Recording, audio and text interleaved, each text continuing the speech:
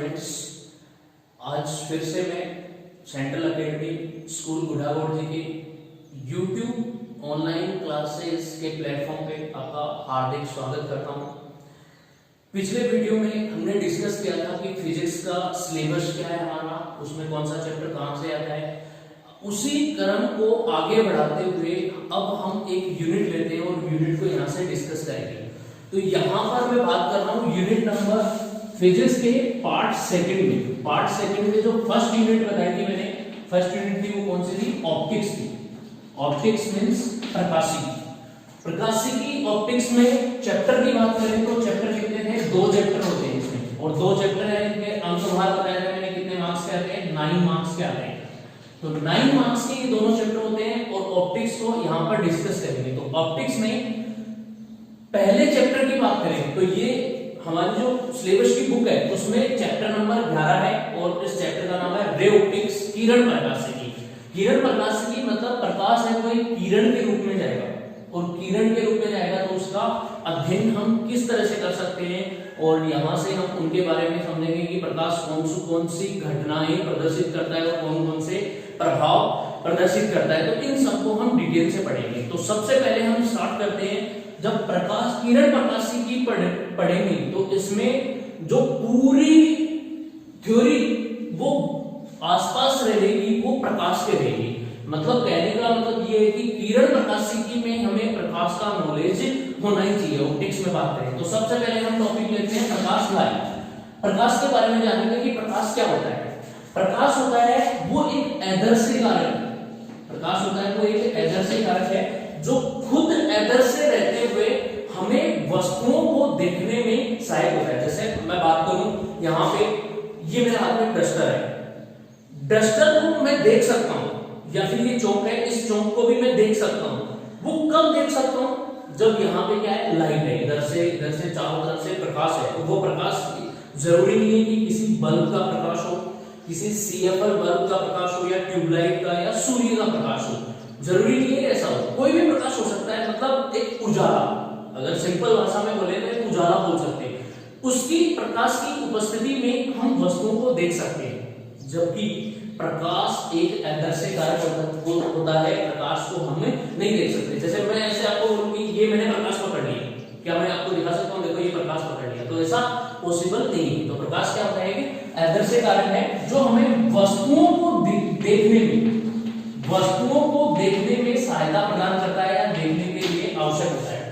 और भी अगर सिंपल भाषा में बात करें, जैसे ये रूम है, अगर मान लो चारों तरफ डार्कनेस हो जाए, कहीं पर भी कोई उजाला नहीं है, एकदम से अंधेरा है, और अंधेरे रूम में एक ऐसी जगह ले जाऊं, मैं आपको ऐसी जगह ले जाऊं जहां पर आपने कभी देखी नहीं है, एकदम से अंधेरा है, और वहां पर मैं आपकी आंखों पे काली पट्टी मांग के आपको 2-4 राउंड कटा के घुमा के और वहां पे आंखों की पट्टी बोल दूं, मैं आपको बोलूं जाओ उस रूम में मोबाइल पड़ा हुआ है, उस मोबाइल को लेके आओ, क्या आप ला सकते हो?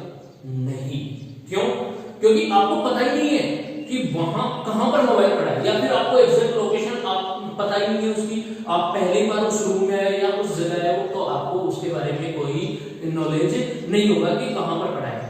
बशर्ते अगर वहां पे उजाला भी हो, प्रकाश भी हो, तो आपको वो उस रूम में जाने पर कुछ सेकंड, कुछ मिनटों में वो वस्तु, वो मोबाइल आपको दिख जाएगी, तो आप ला सकते हो। लेकिन अगर प्रकाश नहीं हो और तो वो मोबाइल ढूंढने में आपको परेशानी होगी। इसका मतलब प्रकाश की अनुपस्थिति में आपको वो मोबाइल नहीं मिलेगा तो टाइम लगेगा, मतलब प्रॉपर ढंग से उसको देख ही नहीं पाओगे, पहचान नहीं पाओगे, तो ऐसा पॉसिबल नहीं हो पाएगा। तो प्रकाश की उपस्थिति में हम क्या कर सकते हैं? वस्तुओं को देख सकते हैं, और प्रकाश क्या होता है? खुद आदर्श कारक होता है।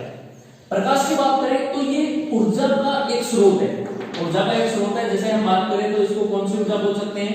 प्रकाश ऊर्जा बोलते हैं। प्रकाश ऊर्जा का एक रूप होता है, ऊर्जा की फॉर्म होती है, उसको प्रकाश ऊर्जा बोलते हैं। प्रकाश है वो प्रकाश की विभिन्न घटनाएं प्रदर्शित करता है। तो प्रकाश की जो विभिन्न घटनाएं होती है वो कौन सी है? विभिन्न घटनाओं में आती है इसमें जो घटनाएं जो प्रकाश प्रदर्शित करता है, उसमें सबसे पहले आती है प्रकाश का परावर्तन, फिर होती है अपवर्तन, प्रकाश का अपवर्तन। तीसरी घटना की बात करें तो प्रकाश का व्यतिकरण, इंटरफेरेंस बोलते हैं।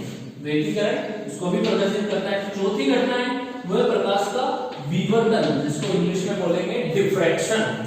और पांचवी घटना होती है वो होती है प्रकाश का ध्रुवण। ध्रुवण होता है पोलराइजेशन। तो ये 5 घटनाएं हैं वो प्रकाश मेनली प्रदर्शित करता है।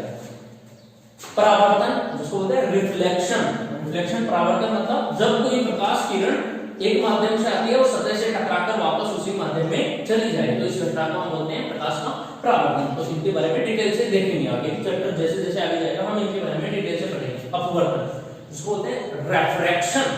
रेफ्रैक्शन प्रकाश किरण किसी एक माध्यम से आ रही है और सतह से टकराकर दूसरे माध्यम में प्रवेश कर जाए, तो इस घटना को हम बोलते हैं प्रकाश का अपवर्तन।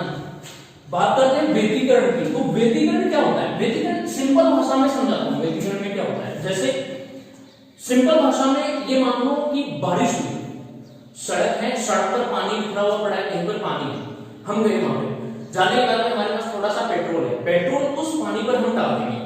डालने के बाद में थोड़ी देर बाद में देखेंगे जब वो पेट्रोल उसके चारों तरफ फैलेगा उस पानी में, तो एक रंगीन सी पतली सी फिल्म बन जाएगी। फिल्म मतलब परत सी बन जाएगी उसपे, और उसको हम डिफरेंट साइड से अलग अलग साइड से देखेंगे तो उसमें हमें अलग अलग रंग दिखाई देते हैं। तो वो जो परत होगी, वो जो प्रतिरूप हमें मिल रहा है वहां पे, उसको हम क्या बोलेंगे? व्यतिकरण प्रतिरूप, जिसको बोलते हैं हम इंटरफेरेंस पैटर्न। वो इंटरफेरेंस पैटर्न प्राप्त होगा। तो वो सिंपल भाषा में मैंने आपको बताया कि इस तरह से होगा। बात करते हैं विवर्तन की। विवर्तन होता है डिफ्रैक्शन। विवर्तन क्या होता है? सिंपल भाषा में बताऊं विवर्तन को, तो हमारे घरों में हम देखते हैं रोशनदान होते हैं। रोशनदान जैसे मान लो किचन है, किचन में एग्जॉस्ट फैन लगाते हैं तो वहां पे एक छोटा सा होल छोड़ा जाता है ताकि अंदर की गैसेस हैं सब्जियों की वो बाहर निकल जाए। या फिर कमरे होते हैं तो कमरे के ऊपर छोटी सी, गेट के ऊपर छोटी सी जाली छोड़ी जाती है, इसको रोशनी आ जाए, वेंटिलेशन के लिए रोशनदान छोड़े जाते हैं। तो उन रोशनदान में कई बार क्या होता है, मान लो सपोज करो कि उस साइड सूरज है, जैसे बोर्ड है, बोर्ड के पीछे एक साइड है, मैं मान लेता हूं कि सूरज है, सन है, यहां पे एक होल है छोटा सा, किस शेप में? गोलाकार शेप में, एकदम से सर्कुलर शेप में। मैं यहाँ पे एक स्क्रीन लगा दूं, पर्दा लगा दूं, सामने पर्दा लगा दिया और उधर से सुबह हुई, जैसे सूर्य का प्रकाश आएगा तो जैसे ये गोला बना है तो इस गोले पर सूर्य का प्रकाश टकराएगा, वो इसके तीक्ष्ण किनारे, ये वाले जो किनारे होते हैं वो क्या होते हैं? इनको शार्प एजेस बोलते हैं, तीक्ष्ण किनारे। इन तीक्ष्ण किनारों से टकराएगा तो टकराने के बाद ये होल बीच में खाली है, उसमें तो सूर्य का प्रकाश आ जाएगा, लेकिन बाहर वाली साइड तीक्ष्ण किनारों से टकराकर उधर नहीं जाएगा, वो जगह भारी रह जाएगा। जब हम स्क्रीन यहाँ पे लगाएंगे तो ये होल है, ये ऐसा ऐसा सर्कल इस पर प्रकाश के रूप में बन जाएगा, यहाँ पे स्क्रीन पे बनेगा। अब वो जो स्क्रीन पर इसका जो प्रतिरूप बना है, उस प्रतिरूप को हम बोलते हैं विवर्तन, डिफ्रैक्शन। वो विवर्तन प्रतिरूप है। अब उसमें चेंजेस कैसे होंगे? जब उसको पास में लाएंगे, स्क्रीन को, पर्दे को इसके पास में लाएंगे तो वो छोटा बनेगा, इसकी साइज का बन सकता है, और जैसे जैसे जितनी दूर लेके जाएंगे वहां पर उसकी साइज क्या होगी? बढ़ती भी जाएगी, मतलब ये प्रतिरूप एक फैलेगा। तो किसी भी अवरोधक या द्वारक के तीक्ष्ण किनारों से टकराकर प्रकाश में उसकी ज्यामितीय छाया, ज्यामितीय छाया मतलब जो इसकी ज्योमेट्री है, जो इसकी शेप है, उसी में फैलना, ज्यामितीय छाया में फैलने की घटना क्या कहलाती है? विवर्तन कहलाती है, इसको बोलते हैं डिफ्रैक्शन। अब बात आती है ध्रुवण। तो ध्रुवण की बात करें तो ध्रुवण होता है वो प्रकाश की एक घटना होती है। ध्रुवण मतलब कोई भी हमें ऐसा प्रकाश है जो ध्रुवित नहीं है, उसको अध्रुवित प्रकाश बोल सकते हैं। उस अध्रुवित प्रकाश का विभिन्न माध्यमों के द्वारा, विभिन्न प्रक्रिया, जैसे निकोल प्रिज्म होता है हमारे पास, कैल्साइट बाल्सम की सीमेंट होती है जो उस पे लगाकर, प्रिज्म पे लगाकर उसका हम ध्रुवण कर सकते हैं। तो अध्रुवित प्रकाश को ध्रुवित करना मतलब सिंपल भाषा में बोलूं कि एक प्रकाश आ रहा है किसी भी प्रकाश स्रोत से, वो प्रकाश विभिन्न दिशाओं में फैल रहा है, विभिन्न दिशाओं में फैल रहा है, तो उस प्रकाश को विभिन्न दिशाओं में फैलने को एक निश्चित दिशा में सीमित कर रहा है। हम ये चाहते हैं कि वो प्रकाश विभिन्न दिशाओं में नहीं फैले, उसको हम एक दिशा में लें, निश्चित दिशा में। तो निश्चित दिशा में लाने के लिए हमें कुछ प्रोसेस करनी पड़ेगी, कुछ प्रक्रिया लगानी पड़ेगी, या बीच में कोई इंस्ट्रूमेंट लगाना पड़ेगा, जैसे टूरमेलिन क्रिस्टल हुआ, निकोल प्रिज्म हुआ, इस तरह के। तो वो जब क्रिस्टल रखते हैं तो जो अध्रुवित प्रकाश जो विभिन्न दिशाओं में फैल रहा है, उसके प्रकाश के कण हैं वो एक निश्चित दिशा में कंपन करने लग जाते हैं, अर्थात प्रकाश की एक निश्चित दिशा हो जाती है। इस घटना को हम क्या कहते हैं, ध्रुवण, जिसको हम बोलते हैं पोलराइजेशन। ठीक है, पोलराइजेशन बोलते हैं। और ये घटना होती है वो प्रकाश का ध्रुवण कहलाती है। तो प्रकाश है वो इन 5 घटनाओं को प्रदर्शित करता है। ये पांचों घटनाएं प्रकाश की होती है। इनके साथ साथ प्रकाश के कुछ प्रभाव भी होते हैं। प्रकाश है वो अपने कुछ प्रभाव प्रदर्शित करते हैं। उन प्रकाश के प्रभावों में मेन कौन कौन से आते हैं? तो प्रकाश के प्रभावों में सबसे पहले आता है प्रकाश विद्युत प्रभाव, फिर उसके बाद में कौन सा होता है, रमन प्रभाव, रमन प्रभाव के बाद में होता है जीमान प्रभाव, जीमान प्रभाव, उसके बाद में आता है स्टार्क प्रभाव, स्टार्क भी बोल सकते हैं इसको, स्टार्क प्रभाव भी बोल सकते हैं। और लास्ट एक और प्रभाव है जिसको बोलते हैं क्रॉम्पटन प्रभाव, क्रॉम्पटन प्रभाव। तो ये बहुत सारे प्रभाव हैं। इन प्रभावों को इफेक्ट बोल सकते हैं। जब प्रकाश ये प्रभाव भी प्रदर्शित करेगा तो हम ये बोल सकते हैं कि प्रकाश वाकई में उसकी नेचर है। तो जो प्रकाश की नेचर है, यहाँ पे देखो दूसरा टॉपिक मैंने लिखा है प्रकाश की प्रकृति। अभी हम इस पे नहीं आए, अभी हम डिस्कस कर रहे हैं केवल लाइट को, इसको एक बार छोड़ देते हैं यहाँ पे। तो प्रकाश की प्रकृति को समझने के लिए हमें इन प्रभावों का नॉलेज भी होना चाहिए। तो ये प्रभाव है, इन प्रभावों को ये प्रकाश प्रदर्शित करेगा। इसके साथ साथ प्रकाश की जो कुछ घटनाएं होती हैं, उन घटनाओं के अलावा प्रकाश विभिन्न प्रभाव भी प्रदर्शित करता है। जैसे इसमें है प्रकाश विद्युत प्रभाव। इसका मतलब क्या है, इसको मैं सिंपल भाषा में, चैप्टर है प्रकाश विद्युत प्रभाव, पूरा एक चैप्टर चलेगा, यूनिट है, उसमें हम डिस्कस करेंगे डिटेल में। लेकिन यहाँ पर मैं आपको शॉर्ट में बताता हूँ कि क्या होता है। सिंपल भाषा में बात करेंगे हम। जब भी ये वीडियो में बात करेंगे तो आप हमसे कनेक्ट रहिए, जुड़े रहिए, वीडियो को एंड तक देखते रहिए। जब आप वीडियो को एंड तक देखेंगे तब आपको पता चलेगा कि इस क्लास की क्वालिटी क्या है, आप यहाँ से कितना नॉलेज ले सकते हैं। तो कंटिन्यू करते हैं। प्रकाश विद्युत प्रभाव को समझेंगे। प्रकाश विद्युत प्रभाव क्या होता है?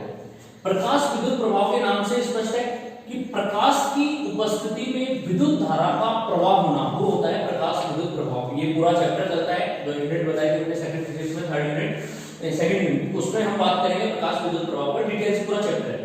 सिंपली बताओ, कोई भी मान लो एक धातु है हमारे पास, कोई भी एक धातु है, क्योंकि धातुएं वो विद्युत की चालक होती हैं, क्योंकि विद्युत धारा नहीं प्रवाहित होगी। धातुओं को प्रकाश की उपस्थिति में रखा जाए। जब प्रकाश किसी धातु सतह पर आपतित होगा तो सतह पर टकराने से उसके जो इलेक्ट्रॉन्स होंगे वो इलेक्ट्रॉन उत्तेजित अवस्था में आ जाएंगे, और उत्तेजित अवस्था में आ जाने के बाद उनको एक प्रॉपर ऊर्जा मिलने पर फोटोन की जो ऊर्जा होती है, जब प्रकाश आपतित होगा तो फोटोन की ऊर्जा, कुछ ऊर्जा ग्रहण करके वो उत्तेजित अवस्था में आ जाएंगे, और बाकी की ऊर्जा वो ग्रहण करके वहां से मूव कर जाएंगे, अर्थात उत्सर्जित हो जाएंगे, उनकी गतिज ऊर्जा में बदल जाएगी और वहां से निकल जाते हैं। तो जब इलेक्ट्रॉन गति करता है, जो इलेक्ट्रॉन की गति होती है, इसका मतलब आवेश की गति हो रही है, और इलेक्ट्रॉन होता है वो आवेश की न्यूनतम इकाई होती है, जिसको हम बोलते हैं आवेश का क्वांटा। तो इलेक्ट्रॉनों का प्रवाह या आवेशों का प्रवाह क्या कहलाती है? विद्युत धारा। तो किसी धातु सतह पर प्रकाश की उपस्थिति या प्रकाश की उपस्थिति में इलेक्ट्रॉनों का उत्सर्जन होना कौन सा प्रभाव कहलाता है? प्रकाश विद्युत प्रभाव कहलाता है। इसके बाद में बात करते हैं रमन प्रभाव की। तो रमन प्रभाव क्या होगा? ये होती है स्कैटरिंग ऑफ लाइट, मतलब प्रकाश का विभिन्न दिशाओं में फैलाव, स्कैटरिंग को ये बोल सकते हैं। जैसे स्कैटरिंग, कोई भी एक पदार्थ ले लिया हमने, पात्र में ले लिया, और उसमें हम लाइट दे रहे हैं, तो जब उसको हिलाते हैं तो उसके कणों के द्वारा प्रकाश का विभिन्न दिशाओं में फैलाव होना, वही क्या कहलाएगा? रमन प्रभाव कहलाता है। इसके बाद में बात करते हैं हम जीमान प्रभाव और स्टोर्क प्रभाव। तो जीमान प्रभाव क्या होता है कि जो स्पेक्ट्रमी रेखाएं होती हैं, स्पेक्ट्रमी रेखाएं हम बात करते हैं क्वांटम फिजिक्स में आएगी, जब हम परमाणु और नाभिकीय भौतिकी में पढ़ेंगे, वहां पर स्पेक्ट्रमी रेखाओं के बारे में आपको मैं डिटेल से बताऊंगा।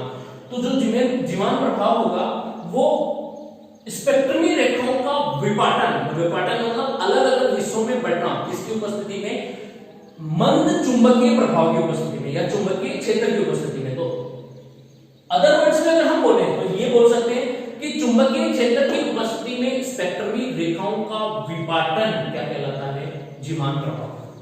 स्टोर्क प्रभाव की बात करें तो स्टोर्क प्रभाव में आता है, यहां पर चुंबकीय क्षेत्र की उपस्थिति में स्पेक्ट्रमी रेखाओं का विपाटन होता है, जबकि स्टोर्क प्रभाव में विद्युत क्षेत्र की उपस्थिति में स्पेक्ट्रमी रेखाओं का विपाटन वो कहलाएगा स्टोर्क प्रभाव। तो ये बहुत सारे प्रकाश की घटनाएं हैं, 5 घटनाएं आती हैं, इनमें प्रभाव आते हैं, तो इन सब के बारे में ये प्रकाश की विभिन्न घटनाएं इनके बारे में शो करेंगे। और जब ये घटनाएं होंगी तो इन्हीं से हमें प्रकाश की नेचर के बारे में पता चलेगा, प्रकाश की प्रकृति। तो नेक्स्ट टॉपिक हमारा होगा प्रकाश की प्रकृति, नेचर ऑफ लाइट। तो प्रकाश की प्रकृति को समझने के लिए इन घटनाओं का होना भी आवश्यक है और इन प्रभावों का होना भी आवश्यक है। अगर प्रकाश की घटनाएं और प्रभाव शो करेगा तो हम प्रकाश की प्रकृति को आसानी से समझ सकते हैं। प्रकाश की प्रकृति को समझने के लिए विभिन्न वैज्ञानिकों ने अपने अलग अलग सिद्धांत प्रस्तुत किए थे, जिनको मैंने यहाँ पे इनके टॉपिक्स लिख रखे हैं, कौन कौन से सिद्धांत हैं। ये सिद्धांत है, इनको हम डिटेल से स्टडी करेंगे और डिटेल से करने के बाद में हमें पता चलेगा कि प्रकाश की प्रकृति किस तरह से होती है। ये नेक्स्ट लेक्चर में हम पढ़ेंगे, नेक्स्ट क्लास जो इसके बाद में नेक्स्ट वीडियो आएगा उसमें हम इसको डिस्कस करेंगे। तो आप गो थ्रू करना। टेलीग्राम चैनल है हमारा, जो वीडियो के डिस्क्रिप्शन में मैं लिंक दे दूंगा। टेलीग्राम चैनल से आप मुझसे जुड़ सकते हैं डायरेक्ट और वहां से नोट्स प्राप्त कर सकते हैं। यहाँ से मैं नोट्स पीडीएफ फॉर्म में वहां पे डालता रहता हूँ, तो आप वहां से ले लेना। और स्कूल का अपना एक व्हाट्सएप ग्रुप भी होगा जिसमें सारे स्टूडेंट्स जुड़कर, स्कूल के स्टूडेंट्स की बात कर रहा हूँ, जबकि जो अदर स्टूडेंट्स होंगे वो मेरे टेलीग्राम चैनल से जुड़कर वहां से आप प्राप्त कर सकते हैं नोट्सों को। और स्कूल के स्टूडेंट्स हैं वो स्कूल के यूट्यूब चैनल के लिंक डिस्क्रिप्शन में मिल जाएगा वहां से, और वहां से आप व्हाट्सएप ग्रुप से भी जुड़ सकते हैं और वहां से नोट्स प्राप्त कर सकते हैं। नेक्स्ट वीडियो में डिस्कस करेंगे nature of light. Thank you.